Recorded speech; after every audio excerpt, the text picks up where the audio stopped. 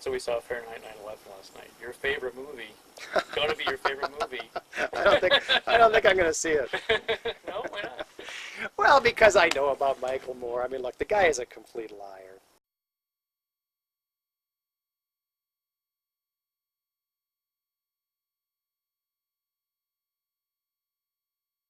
And she goes to the White House and just breaks down, and she's like, but her and her husband are like, for what? Why did my son die? Well, somebody should tell him. And that somebody's not Michael Moore. The fact is their son died in a noble cause.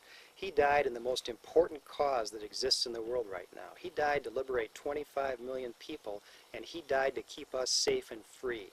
And if that woman doesn't understand why her son died, she should be talking to someone besides Michael Moore, because there's a real good explanation. But she would say there was no threat from Iraq. She'd be mistaken. Most people would say there's no threat. She'd be mistaken. I think somebody should go back and quote Al Gore and quote Bill Clinton and quote, all of today's Democrats when they talked about the threat from Iraq. I think she should remind herself, or someone should remind her of what happened on September 11th and the fact that the same people are trying to do the same thing, only on a larger scale, and will continue trying as long as they have the means, as long as they're alive, as long as they're free. Yeah, you talk about manipulative.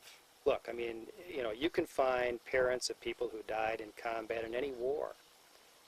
You could find the parents of someone who died in World War II, and if you ask them, was that war worth it, given that your son died? A lot of parents would say, no, I want my son back. I mean, that is entirely understandable. And by the way, President Bush, I think, would be extremely sympathetic to that family. So I don't blame them. Well, they lost a son.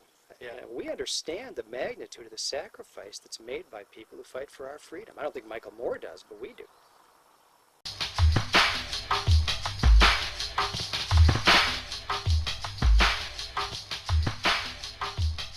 I think weblogs have gone through 3 phases now. The first phase was the tech phase, where the people who invented this form took it on and brought it to life and did amazing things with it.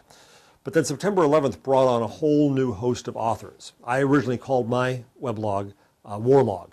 I changed it to Buzz Machine because I had that domain, and it's a good domain, and it works for what weblogs are all about, is Buzz.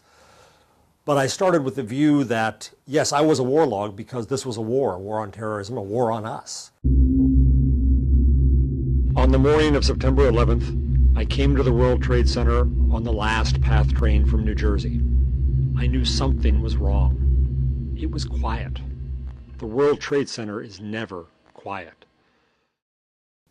The blog became more than just being able to write about 9/11.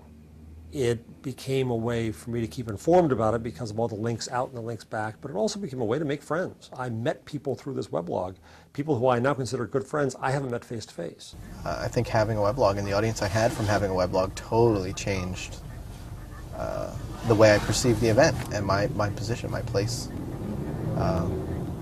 in the world.